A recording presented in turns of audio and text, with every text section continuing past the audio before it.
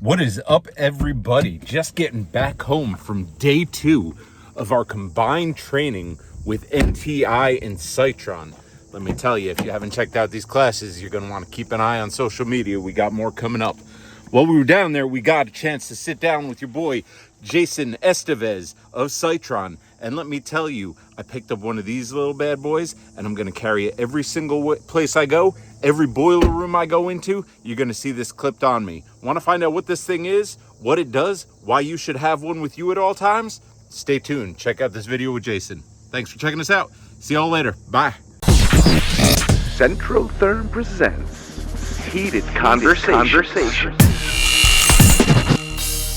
Talking about plumbing, HVAC, and everything in between.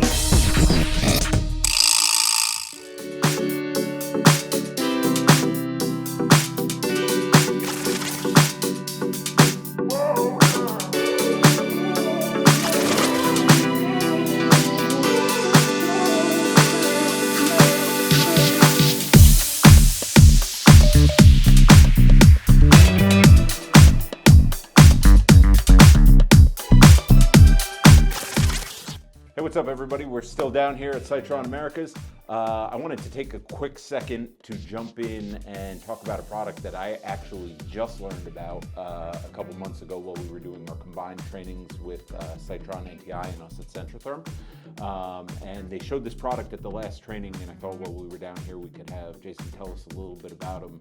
They are personal gas monitoring systems. So, Jason, tell us a little bit about these and what they do. So over the last few years, part of our combustion training is on personal gas safety, right? So a lot of analyzers have a personal monitor on them. It's just that guys don't really know how to use them as that. But we get asked for them all the time for many, many years. So over the last few years, we kind of pushed to get a series of personal gas monitors. And they're honestly life-saving devices. Yeah. So we have two different versions that we launched into the market going on about 2 years ago now. One is a small little singular personal detector, and there's different versions. Our most popular one by far is for carbon monoxide, for CO. We also have ones for O2 and SO2, depending on the application. And then we have a multi-gas unit. So a lot of our commercial guys, cities, big industrial applications where they need multiple things, including carbon monoxide, oxygen, maybe gas leaks. That's what LEL is, sewer gas, all different types of applications. So we have two different versions. For the HVAC, especially residential and light commercial guys, the personal CO detector, you're talking about a $100 product, $100. Yeah. And almost all the detectors at this point, they're disposable. You turn them on, they last for 2 years, you throw them away. Yeah. I mean, I told you my son plays baseball. Yeah. I spent way more on baseball bats than I did to save my own life. Yeah. I don't go into any boiler room, any home, any building, anything without this connected to either my backpack, my shirt, my work bag, anything. Yeah. I can't tell you how many stories, even recently, as of last week, where it literally saved not only a contractor's life, his daughter's life who works with him, but half of the occupants in the apartment building that they were working on, just because he walked into the building and that thing was going off at 100 ppm. Yeah. When we get to our training part, we talk about carbon monoxide safety and all this kind of stuff. And the big joke is, the CO, somebody took the batteries out of the CO detector. Yeah, that's fine, but you don't know what you're walking into. Correct. So, and we train guys to turn your analyzer on outside and walk into the room. We know that doesn't happen. Yeah. So a big portion for us was how do we kind of help the contractor with this type of really serious, unknown, can't see it, can't smell it, don't know it's there. And one of the drivers actually was on a personal level. There was a technician at a local here in Philadelphia, a local contractor, somebody I knew when I started working at 21 years old.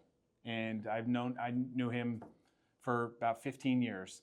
And I love the guy. He was a really nice guy. Well, I was the best technician, but a really awesome guy. Right, yeah. And I think that's why he called me so much with a lot of questions. So I got to know him over the years. Sure. And unfortunately, going back about 4 or 5 years ago, he passed away.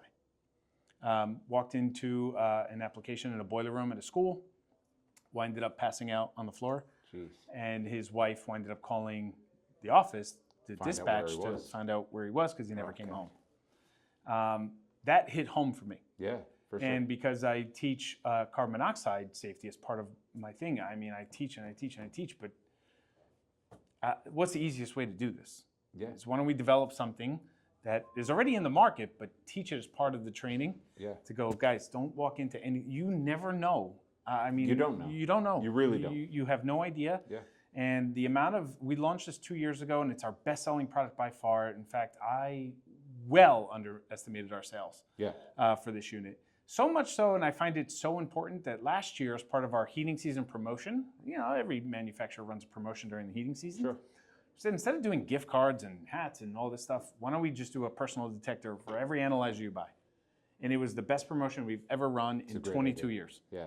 So we are doing the same thing this heating season because it's just one of those tools that guys sometimes don't buy themselves, but they all love them. Yeah. And That's actually a really good point. Fun thing to jump in. You got an HVAC guy in your life or gal? Good Christmas gift. Nice little stocking stuffer. Yes. $100 will get you in there, and you could potentially save their lives. Yep. Yeah, that was when I first saw this. You know, we were talking about it at a class up there. I thought that this was something that every service company, if you've got technicians and they're going into anybody's homes or businesses or anything like that, they should have one of these clipped to their tool At all bag times. maybe, or backpack, whatever it might be. Put it on your belt loop, like when you get up in the morning and start going out. There are too many times where we are going into situations that could be potentially lethal, right? Yes. As you learned, unfortunately. And this little device would have saved it. So what triggers this to go off? At what point will this? Yeah, so normally, almost every leak detector on the market, they have two alarm levels: a low alarm level and a get the fuck out of here alarm level. Yeah. Right. Yeah. So The GTFO. exactly. Yeah. So almost every single detector on the market is set at 35 ppm as your low, and 200 ppm as your high. Okay. So when we teach combustion, though, the problem is that on a residential application, and a lot of guys don't know this, is that the ASHRAE standard and high requirement or high threshold for residential is 9 ppm. 9. Single digits. Yeah. For residential, 35 ppm, which everybody talks about, is the high alarm level, but that's for OSHA requirements over an 8-hour period. So Yeah. everybody always says 35, but that doesn't mean shit. Right. 9 ppm is residential.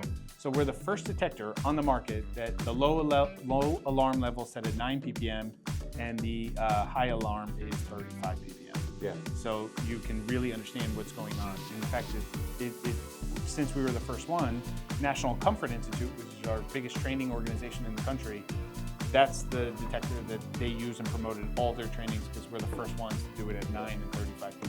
I think that's important, right? They said that in the class that we did together last time. And I think that was an important part that's really kind of hit home for me because I was just, early notification is what you want in this instance. Of course. Right? Late notification does mean no good, right? Yes. Like it's just like, kind of tongue in cheek, and it's Right. a very serious issue, but like kind of, hopefully I guess maybe lighten it up a little bit is, I want to know as soon as possible. Of course. If I walk into a house, years ago, quick shout out to my mom who sent me on this service call, by the way. She's going to pretend that she doesn't remember this, but she remembers it. She sent me to a CO call. Okay. I had nothing like this. The fire department was on the way, and she's like, yeah, go and check it out. And I'm like, Mom, it's a CO call. You're sending me to my death. Like, this is not what you should do. Did not something you play with. Did I forget your birthday or something? Like, it's just... But like I honestly, when they first showed me this, that was like the first thing I thought about, like how this should have been on all of our companies. Sure. Every single service technician should have one of these at the very least. Like just, the rare instance that you go in and it could be lethal that quickly. Yeah. I mean, it's, it's not all the time, and I hate to use scare tactics, I try and avoid that, of but like, course. that's the reality, But right? it It's is. legitimately, this could kill you. So a simple device like this for $100, like, The problem, no question. the problem why I get the scare tactics, but at the same time, what a lot of technicians don't understand is the detectors that go off in your house that you buy at Home Depot for $29.95, their minimum detection level is 70 ppm between 1 to 3 hours. That's crazy. So it has to see that much. And by the way, it's usually on the ceiling when CO is a heavier gas. So if you understand how carbon monoxide works, you realize that, okay, this detector that I have that might or might not taking the batteries out because it kept chirping. Sure. Goes off at 70 ppm between 1 and 3 hours of seeing it versus a detector that I walk into. Right. Yeah. You never know what you're walking into. You can't trust the equipment in anybody's building or home. For sure. And you know, it's just it's one of those $100 life-saving kind of things that you should have. Completely agree.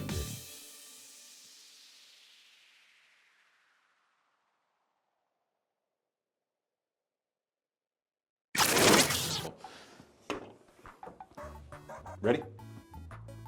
Not ready. I'm just recording all this. Oh, okay. All right. Ooh. So what do you think that thing is? That's all I'm doing. Ooh. Too weird. All right.